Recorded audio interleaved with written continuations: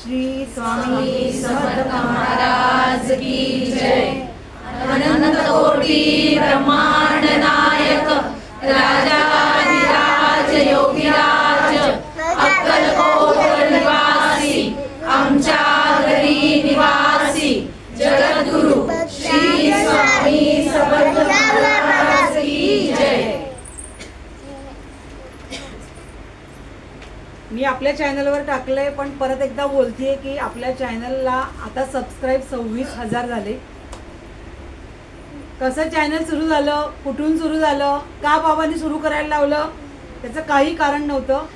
जेव्हा पहिला माझा एक पॉडकास्ट एका चॅनलवर आला, त्याच्यानंतर त्यांनी सांगितलं की आता मी जे सांगीन ते त्या चॅनलवर थोडं बोललं गेलं पाहिजे. म्हणजे आम्हाला माहिती आहे की लोकांना काय ऐकायचं असतं, आणि महाराजांचं असं म्हणणं होतं की मी जे बोलीन ते पॉडकास्टमध्ये बोललं गेलं पाहिजे.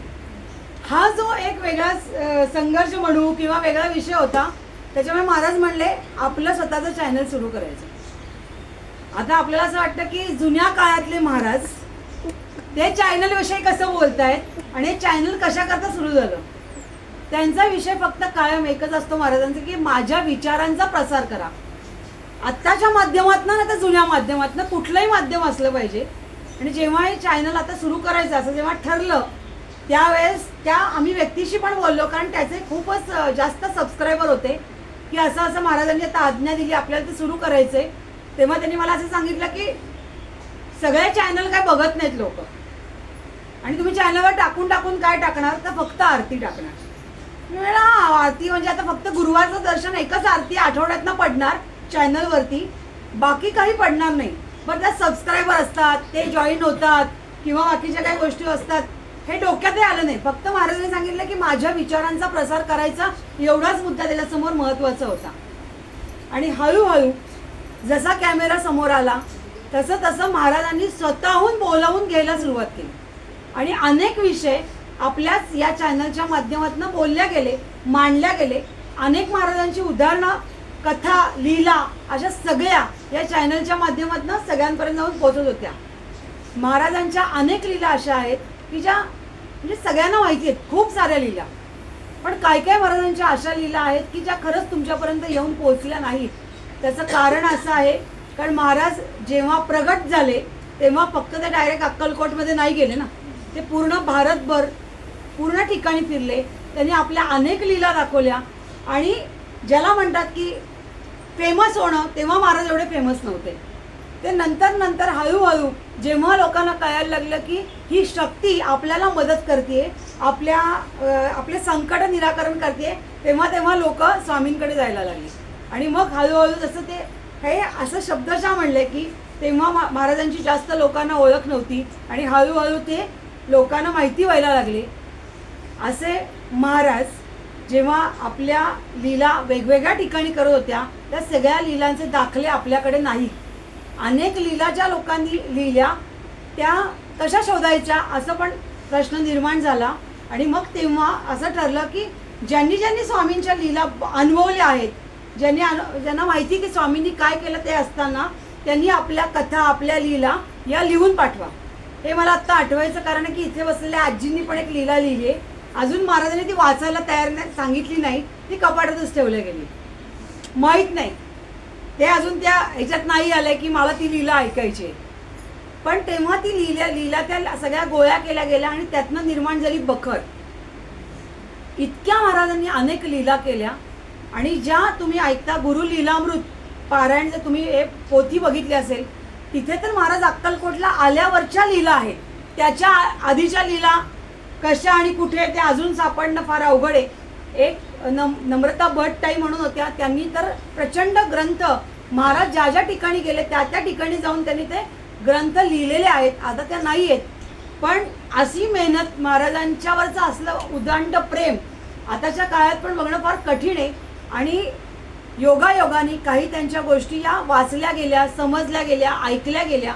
आणि असं कळलं की महाराज काहीच समजले नाही. 0% मी म्हणेन की महाराज समजतात. फक्त केव्हा कळतात, जेव्हा आपलं काहीतरी पटकन ऐकतात आणि ती लीला दाखवतात. तेव्हा असं वाटतं खरंच हे स्वामी समर्थ नाहीत, हे आपले आजोबा आहेत, हे आपले आहेत. आपलं मन ज्यांना कळतं अशी ही शक्ती आहे. आणि मग स्वामींवरचं प्रेम नितांत वाढत जातं. आणि म्हणून खरं असं म्हणतात की स्वामी ज्या ज्या ठिकाणी मंदिरं आहेत, मठ आहेत, अनेक काही ठिकाणं आहेत, घरात स्वामी देवारात आहेत, त्या सगळ्या ठिकाणी त्या प्रत्येक व्यक्तीची रिलेशन महाराजांची अतूट होतात. त्याचं कारणच ते आहे की आज इतक्या विश्वासार्ह माणसं इकडे तिकडे नसल्यामुळे या ताकदीला काही सांगितलं तरी ही ताकद प्रचंड मोठ्या प्रमाणात आपली इच्छा परिपूर्ण करते. माझी अगदी छोटी एक इच्छा होती, जेव्हा आपण हे महाराजांचं घर जेव्हा म्हणजे त्याला रिन्युएट म्हणतात किंवा महाराजांनी सांगितले की अशा पद्धतीने कर, बसण्याची जागा वाढव, मधल्या भिंती तोड, इथपर्यंत सगळं कार्य आपण केलं. महाराजांचा गाभाराही केला. त्यांनी दिलेल्या रात्रीच्या येऊन दृष्टांतावरनं हा गाभारा तयार झाला की त्या कशा असल्या पाहिजेत, त्या गोष्टी कुठे असल्या पाहिजेत, मागे वाहतं पाणी असलं पाहिजे, ते शुभ असतं, वरती दिवे कशा पद्धतीने असावेत, ते मुंबईला जाऊन आम्ही घेतले. आणि असं असतं ना की आपल्या महाराजांचा गाभारा सुंदर दिसावा, ते आपल्याला मनाला आनंद मिळाला अशा पद्धतीने आपण तो सजवत असतो. घर आपला छोटा देवारा सुद्धा इतका सुंदर सजवतो की आपल्या मनाला त्यांनी समाधान मिळतं. आणि त्यावेळेस महाराजांसाठी एक फॅन आवडला होता, इतका प्रचंड आवडला होता, पण तो नुकताच मार्केटमध्ये आला होता आणि त्याची जी कॉस्ट होती ती खूप मोठी होती आणि ती त्यावेळेस आमच्या बजेटमध्ये काही बसत नव्हती आणि मन खूप खात होता. तर या गोष्टीला जवळजवळ 7 ते 8 महिने झाले.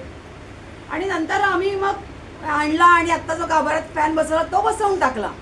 आहे छान दिसतोय, डिझाईनला चांगला आहे, बजेटमध्ये सगळं झालं. तेव्हापासनं बाकी सगळं छान झालंय आणि महाराजांना आपण फॅन नाही घेऊ शकलो याचं दुःख होतं कुठंतरी. आणि मग एक निमित्त झालं की आपले मुंबईचे दादा इथे दर्शनाला येतात, तर मध्ये आम्हाला एक पंप हवा होता, त्यांनी तो आम्हाला मुंबईवरनं आणून दिला या धबधब्यासाठी. आणि एकदम डोक्यात आला, अरे आपण त्यांना सांगूयात ना, आता फॅनचे पैसे हे जे तुम्ही आपण जो जमा करतोय ते स्वामींचा फॅन होऊन जातोय त्याच्यामध्ये. आता गुरुपौर्णिमा पण आली आहे, महाराजांचा गाभारा आणखीन छान सजवावा. पण मजा म्हणजे त्यांचा मला नंबरच मिळायला तयार नाही, कारण इतके वेळा त्यांचा माझा कॉन्टॅक्ट झाला पण आम्ही नंबरच सेव्ह केला नाही ना. ते कुठल्या ग्रुपमध्ये होते, आता त्यांना शोधणार कसं, कुठल्या नावाने शोधणार. मग तुमचे ते व्हॉट्सअपचे जे फोटो असतात ते वेगळेच असतात, तुम्हाला कुठून शोधणार. आणि त्यावर त्यांनी आपल्याच घरातल्या महाराजांचा एक फोटो घरी लावलाय मोठा फ्रेम करून, तो त्यांनी मला पाठवला. तर मी त्यांना सांगितलं नाही असं नका पाठव काही. तो नंबर त्यांचा होता जो महाराजांनी मला संकेत दिला की हा नंबर त्यांचा आहे. आणि तरी मी त्यांना म्हटलं असे फोटो नका पाठव, नको आहेत ते फोटो. आणि नंतर जेव्हा तो परत काहीतरी कारणाने आपले व्हॉट्सअप बघितले गेले तेव्हा असं लक्षात आलं की त्यांचा फोटो त्यावर नंतर त्यांनी व्हॉट्सअपच्या स्टेटसला लावला होता. म्हटलं हा हेच ते. आणि मग महाराजांनी ती लिंक दिली की तुला सापडले ते, आता सांग तुला काय सांगायचंय. आणि योगायोगाने आज तो फॅन इथे आला मुंबईवरनं. तर असं म्हणतात ना की आपल्या महाराजांवरचं आपल्या त्या ताकदीवरचं प्रेम तेच ते आपल्याला मार्ग दाखवतात. आपण माणसांना शोधू नाही शकत. कधी कधी महाराज जी माणसं तुम्हाला मदत करतात ते स्वतःहून तुमच्यापर्यंत आणून पोहोचतात. म्हणून मी आता ताईंना म्हणलं डॉक्टर कुठे जाणार नाही, कारण महाराजांना माहिती ती माझ्या सानिध्यात बसली, तिला जे पाहिजे ते मी करून देणार आणि जी ज्या व्यक्तीकडे जाणार आहे ती व्यक्ती मी तिथंच बसवून ठेवणार. त्यामुळे हे जे नियोजन असतं हे स्वामींचं स्वतःचं असतं. आणि त्यात कधी कधी महाराज खरंच त्यांच्या लीला प्रचंड प्रमाणात दाखवत असतात. ती मागच्या गुरुवारची लीला जेव्हा महाराजांची म्हणजे संत ज्ञानेश्वर संत तुकाराम महाराजांची पालखी जेव्हा पुण्यात येण्याच्या सगळं नियोजन सुरू झालं आणि आपल्या धो धो धो धो धो पाऊस कंटिन्यू 4 दिवस इंद्रायणी भरली, सगळं पाणी कुठून जाणार, सगळं सरकारी नियोजन झालं की कोणी आळंदीपर्यंत जायचं नाही आणि सगळ्यांनी डायरेक्ट पुण्यात यायचं आणि सगळं काळजीपोटी सगळं सुरू होतं. पण जी माणसं भक्तीत रंगलेली असतात ते या गोष्टीकडे नाही बघत. त्यांना माहिती असतं की कुठून ना कुठून हा मार्ग मिळणार आहे, कुठून ना कुठून आपण त्यापर्यंत जाऊन पोहोचणार आहोत. तर कदाचित काही तुम्ही जर न्यूजमध्ये अशा भक्तांच्या किंवा अशा पालखीत वारकरी आहेत त्यांचे जे इंटरव्ह्यूज ऐकले असतील तर ते म्हणतील की हो आम्हाला वारी चुकवायची नाही, आम्ही बरोबर जाऊन वारीत पोहोचणार, आम्ही बरोबर तिथपर्यंत जाणार. हा पाऊस आला 5 जुलै 2026ला आणि त्याच्या खालीच एक चित्र होतं 6 जुलै 2026चं पूर्ण पाणी उतरलेलं होतं. फक्त 12 तासाचा सगळा खेळ हा विठ्ठलाने केला आणि अक्षरशः पलीकडे असलेले, आळंदीच्या पलीकडे असलेली माणसं आळंदीपर्यंत येऊन पोचली आणि वारीला सुरुवात झाली. जिथे अशी ताकद असेल, जिथे ते शक्ती असेल, जिथे विश्वास असतो, मग तो विश्वास कुठल्या देवाच्या रूपात असो, संताच्या रूपात असो, विश्वासाला खूप खूप मौलिक महत्त्व आहे. आणि तेव्हा मला महाराजांची प्रचंड सुंदर लीला आठवली. जेव्हा मी तुम्हाला म्हणलं की महाराज त्या एका काळी प्रसिद्धीला नव्हते, म्हणजे स्वामी समर्थ हे नाव बाळप्पा महाराजांनी स्वामींना दिलं, तेव्हा अनेक गावांमधनं महाराजांना वेगवेगळ्या नावांनी हाक मारल्या जायची. तर महाराज एका नदीपाशी आले होते आणि प्रचंड पाऊस झाला आणि त्या गावातनं पंढरपूरला जाण्यासाठी एक बोट लोकांना नेत होती इकडून तिकडे. आणि तेव्हा 2 आणे घेण्याची पद्धत होती बोटीमध्ये. आणि सगळी लोक 2-2 आणे देऊन त्या बोटीतनं या तीरावरनं त्या तीरावरती विठ्ठला म्हणजे पंढरपूरच्या तीरावरती जात होती. आणि तो बोटवाला खुश होता, कारण प्रचंड गर्दी होती काठावरती आणि सगळ्यांना ओढ लागली होती विठ्ठलाची. आणि सगळेजण त्या बोटीतनं जात होते. त्याला 2-2 आणे त्यावेळेस मिळत होते. बोट गच्च भरलेली असायची आणि ती बोट पुढे जायची. आणि स्वामी समर्थ त्यावेळेस तिथे उभे होते आणि ते म्हणले, अरे मला नाही ना तिथे. तो बोट मला म्हणला 2 आणे द्या. तो म्हणला मी संन्यासी आहे. तेव्हाही महाराज लंगोटीत. त्याला बघतोयच ना माझी लंगोट, माझ्याकडे कुठे 2 आणे असणार आहे. मला घेऊन जा बाबा, तुला एवढा प्रॉफिट होतोय.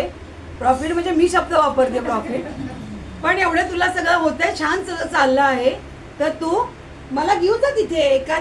एक माणूस कमी नाही, त्याच्यावरची मला नाही. 7.5 फुटी महाराजांना बोटीतनं न्यायचं काय गंमत आहे का? तो काय रिस्क घ्यायला तयार नाही.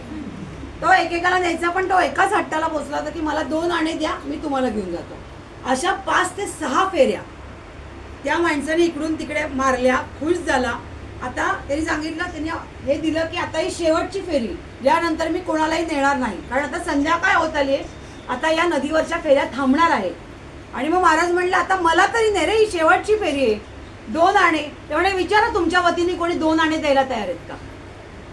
महाराजांनी विचारलं, अरे माझ्या वतीने कोणी 2 आणे देत आहे का? कोण देणार 2 आणे त्यांच्या वतीने? आज महाराज म्हणतील तसं सगळं होतं. तिथे 2 आणे द्यायला पण कोणी तयार नव्हतं त्यावेळेस.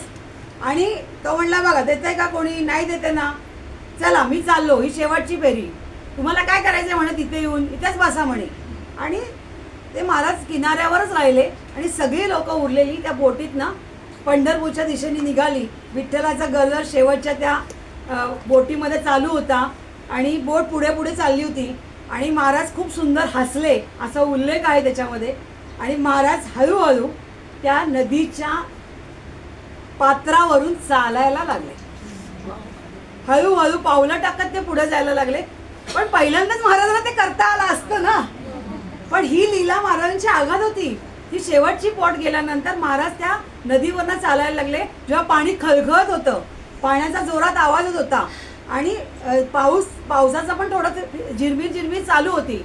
आणि जेव्हा या नामस्मरणामध्ये एका माणसाचं लक्ष गेलं की ज्याच्यासाठी मी 2 आणे देणार नाही असं मी म्हटलं, तर तो मागणं माणूस चालत येतोय नदीवरून. आणि मग हळूहळू पावलं टाकत आणि सगळ्यांचं लक्ष महाराजांकडे गेलं. आणि महाराज निवांत त्या नदीवरनं पायी चालून विठ्ठलाच्या दिशेने निघाले होते, पंढरपूरच्या दिशेने निघाले होते. आणि खालची नदी जसं कृष्णाच्या वेळेस होत होतं की लाटा वाढत होत्या, पाणी वाढत होते, कृष्णाच्या पायाला स्पर्श करण्यासाठी आटापिटा चालला होता, तसंच महाराजांच्या पायाला स्पर्श करण्यासाठी नदीचा आटापिटा चालला होता की प्रत्यक्ष देव या नदीवरनं चाललाय. आणि हे सगळं चालू होतं आणि महाराज शांतपणे चालले होते. ती सगळी लोक बघत होती. किनाऱ्यावर ती बोट पोचली. किनाऱ्यावर जेवढी लोक होती सगळी उलटून महाराजांकडे बघायला लागली की हा कोणी, हे साधं सुद्धा नाही, काहीतरी हे वेगळं आहे. म्हणजे विठ्ठलाच्या दर्शनाला चाललेली माणसं परब्रह्माच्या दर्शनाला वळाली. आणि महाराज पोचून त्या किनाऱ्यावर जाऊन पोचले. पण सगळ्यात महत्त्वाची लीला महाराजांची अशी होती की महाराजांच्या पायाला पाण्याचा स्पर्श पण झाला नव्हता आणि महाराजांचे पाय कोरडे होते. त्या सगळ्यांनी महाराजांची क्षमा मागितली आणि त्यांचं दर्शन घेतलं. आणि मग सगळे मिळून पंढरीच्या विठोबाचं दर्शन घ्यायला गेले. जेव्हा या आत्ता नदीला पूर आला तेव्हा महाराजांची ही लीला महाराजांनी अक्षरशः आठवून दिली की तेव्हाही असंच होतं.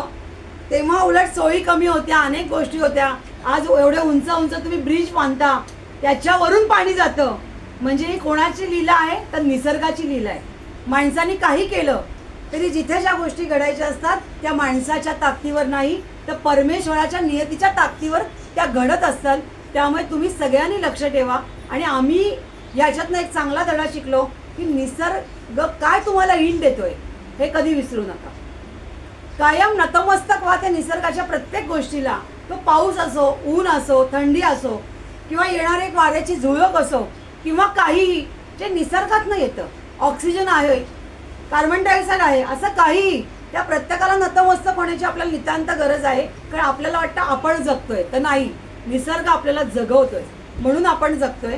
आणि त्याच्या बरोबर हे करताना अनेक गोष्टी, जसं साधारण आपण युद्ध माणसं करतात, पण भूकंप असो किंवा अशा काही गोष्टी ज्या नैसर्गिकरित्या घडतात, पूर येणं, घरं वाहून जाणं, अशा अनेक गोष्टी. आता तुम्ही बघता शेजारचं घर वाहून गेलं तर अलीकडलं घर वाहून गेलं नसतं. काहीतरी ताकद असते त्या घरामध्ये म्हणून ते गेलेलं नसतं. पाणी आलं नाही म्हणून नाही गेलं, त्याच्यामध्ये कुठलं तरी वलय असतं म्हणून ते थांबतं. म्हणून परमेश्वराची, संताची साथ आपण कधी सोडायची नसते.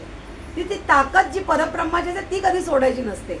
आणि म्हणून महाराजांनी ते करता करता, म्हणजे जेव्हा महाराजांच्या गप्पा सुरू होतात तेव्हा लीलांचा ओघ लावलेला असतो महाराजांनी. आणि तेव्हा परत एकदा महाराजांनी आठवून दिलं. आज ती आठवण सकाळी पुन्हा एकदा आली की जेव्हा काल मी एका आपल्या ग्रुपवर एक मेसेज टाकला, स्वयंपाकाचा मेसेज होता तो. मी म्हटलं बायका एवढ्या ग्रुपवरती आहे, 10:30च्या स्वयंपाकाला किती जण येणार हे मला बघायचं. खिचडी करायला एकाच बाईचा मेसेज आला.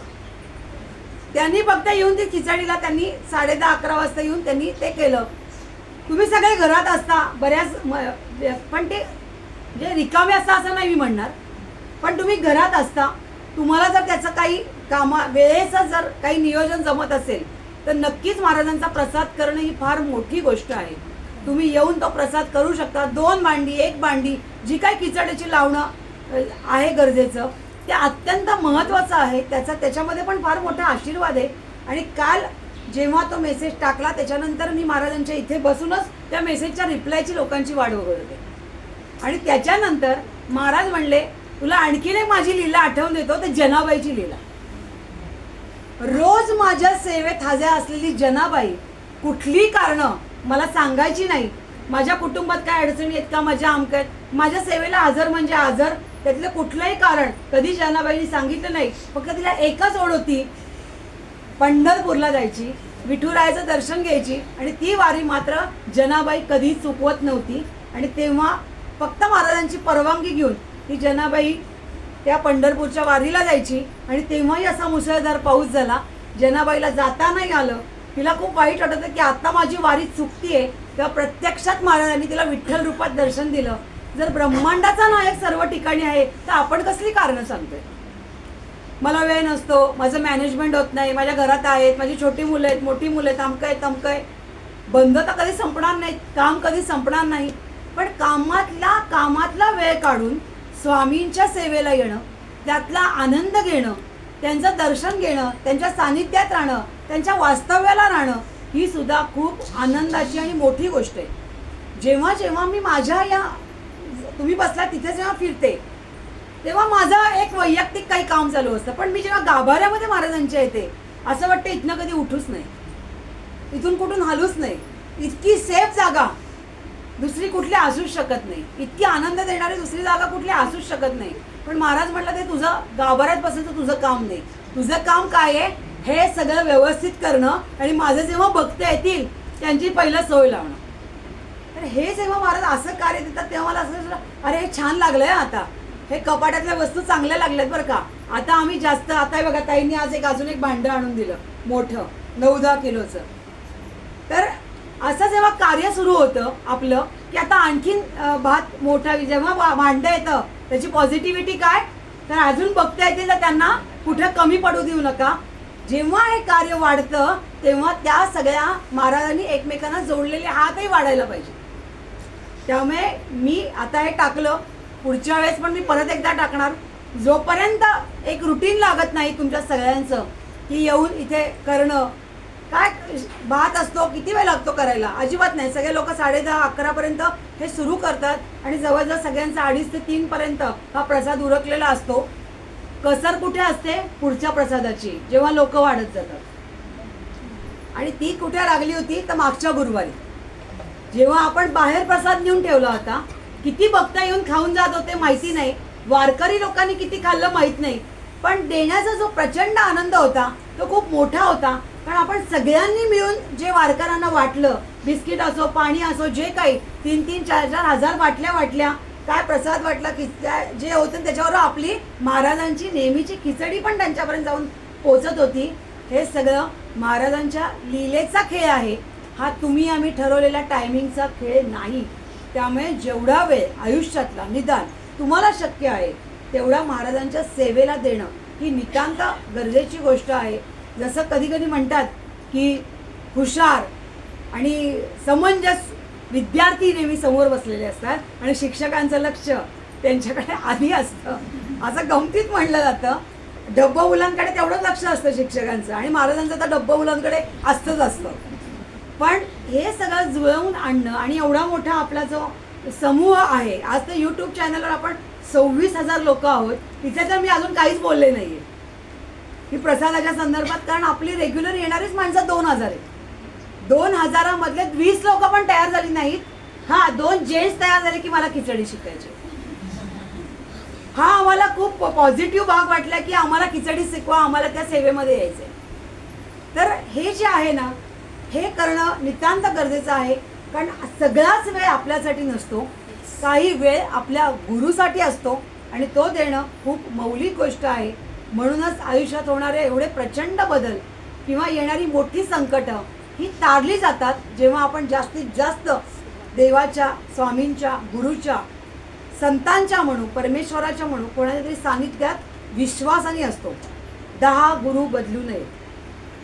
यांनी माझं काम नाही केलं तर मी शंकर महाराजांकडे गेले. शंकर महाराजांनी माझं काम नाही केलं, थोडा ट्राय घेतला, नाही केलं, गजानन महाराजांकडे गेले.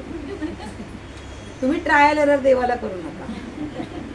एकनिष्ठ राहा, याच्याशी राहाल.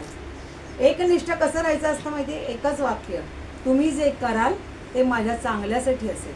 मी जे मागीन तेच मिळायला पाहिजे असं नाही. तुम्ही जे करणार आहात त्यात माझं अहित तुम्ही कधी बघणार नाही. हे एकच वाक्य निष्ठेचं वाक्य आहे. बाकी कुठली वाक्य निष्ठेची नाहीत. त्यामुळे मला असं वाटतं की आपण एवढ्या निष्ठेने महाराजांपर्यंत राहूयात. ज्यांना हे करणं शक्य आहे गुरुवारचं, कारण आपल्याला सेवा वाढवायची आहे, प्रश्नच नाही. सगळ्यांनी यायचं आहे इथे. काय एकाला 1 वाजतील, एकाला 1:30 वाजतील, एखादा 2 वाजतील, पण त्याचं येण्याचं टायमिंग जर त्यांनी फिक्स केलं तर बाकीचे आज जे सेवा करत आहेत, 5-6 जणच काम करत आहेत, त्यांचं लोड पण कमी होईल आणि सगळ्यांनाच इथे सेवा करण्याची संधी मिळेल. आणि मी तुम्हाला आज हे ठामपणे सांगू शकते की मला अनेक लोकांनी असं सांगितले की अनेक ठिकाणी सेवा करू देत नाहीत बाहेरच्या लोकांना, पण उलट मी स्वतःहून सांगते की तुम्ही या. त्याचं कारण असं असतं की मला माहिती नुसतं सानिध्यात राहण्याचा पण आनंद काय असतो.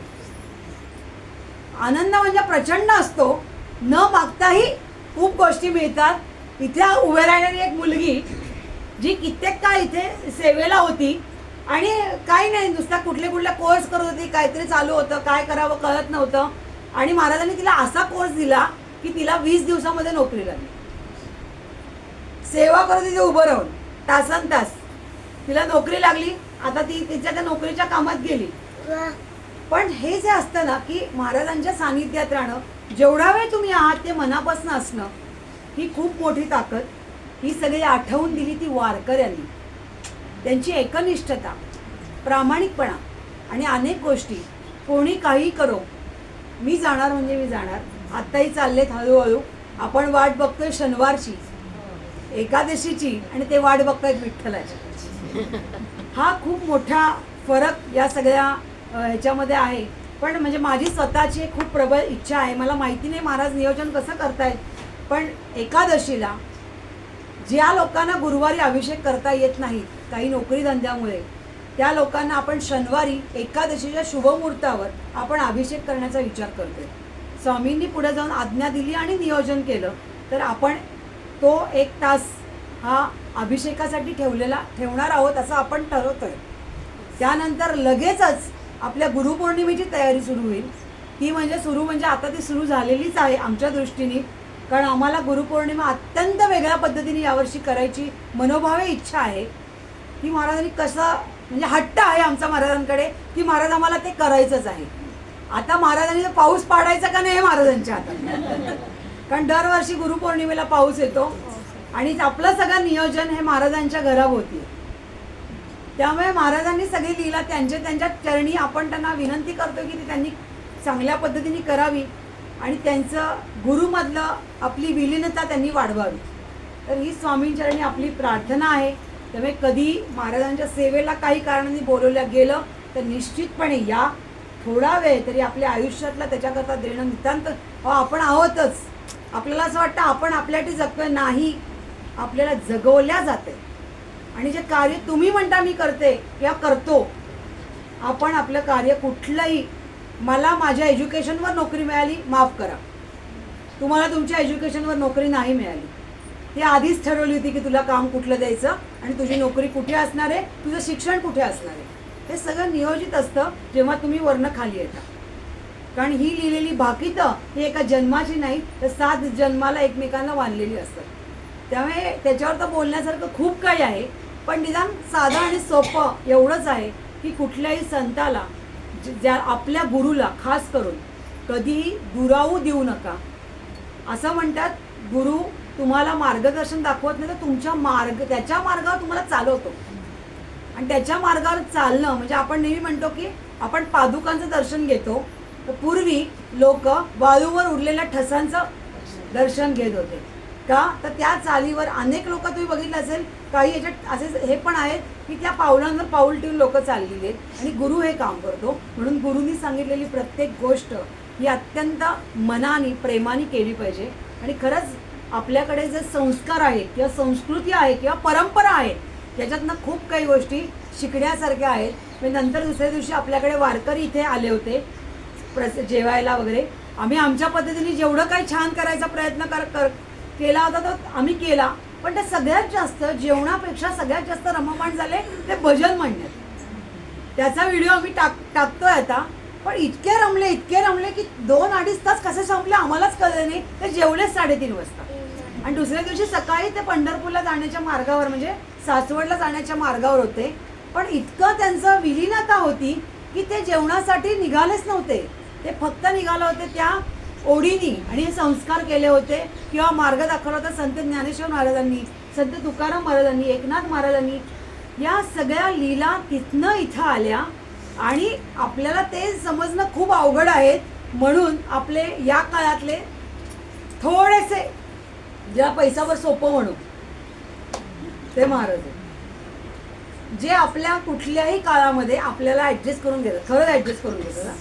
आपण खूपच वेगळ्या पद्धतीचे लोक आहोत, पण महाराज खरंच आपल्याला खूप ॲडजस्ट करून घेतात आणि आपण हट्टी आणि असेच आहोत. पण तरी महाराज खूप समजून घेऊन आपल्या सगळ्या इच्छांपर्यंत आपला मार्ग मोकळा करून देतात. म्हणून आपल्या गुरुचा हात आणि गुरुचा पाय, खास करून पाय, कारण इथून सुरुवात होते ती वरपर्यंत ना, असं म्हणतात. खाली नमस्कार करायचं स्वामींच्या पादुकांना आणि वरती बघायचं ते हसतायत का, इतके गोड बघा हसतायत का. चेहरा काल महाराजांचा आंघोळ करताना वेगळा होता, तर आज चेहरा महाराजांचा खूप वेगळा असतो. गुरुवारी ते वेगळेच दिसतात. तर ही महाराजांची लीला आहे आणि का सुंदर दिसतात तुमच्यासाठी. तुम्हाला आनंद मिळावा म्हणून स्वतःच्या चेहऱ्याचे भाव बदलतात, प्रेमाचे करतात, आपुलकीचे करतात, आपलेपणाचे करतात आणि फक्त आपल्या लाडक्या भक्तांसाठी चाललेली. भक्त महाराजांसाठी काही करतो याच्यापेक्षा खरंच गुरु आपल्या भक्तांसाठी खूप काही करतो, याच्यावर माझा नितांत विश्वास आहे. अशा आपल्या महाराजांना नमस्कार करू आणि आपली परंपरा, आपले संस्कार आणि आपल्या सगळ्या गोष्टी न विसरता गुरुमध्ये विलीन होऊ आणि गुरुपौर्णिमेचा सोहळा आपण मोठा आणि छान साजरा करू. श्री स्वामी समर्थ महाराज की जय. ब्रह्मांड नायक राजा योगीराज अक्कलकोट निवासी जगद्गुरु श्री स्वामी